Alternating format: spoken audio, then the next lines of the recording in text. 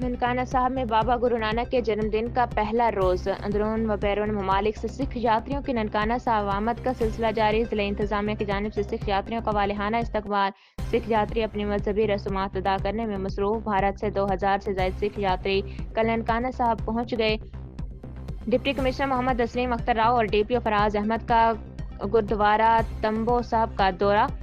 Deputy commissioner और DPO ने गुरुद्वारा तंबू साहब के अंदर और इतराफ में सिक्योरिटी सूरत हाल का जायजा लिया। उन्होंने मेडिकल कैंप, रेस्क्यू कैंप समेत दीगर इंतजामात को चेक किया। डीसी ने सिख यात्रियों की गाड़ियों के लिए मुख्तस पार्किंग का मुआयना भी किया। वज़ीर आला पंजाब की खुसूसी हिदायत पर ननकाना साहब में 7 गुरुद्वारा जात को दुल्हन की तरह सजाया गया है। वज़ीर आला पंजाब मरीम नवाज शरीफ के अहकामात पर जिला के दाखिली और खारजी रास्तों पर खुसूसी लाइटिंग का एहतमाम।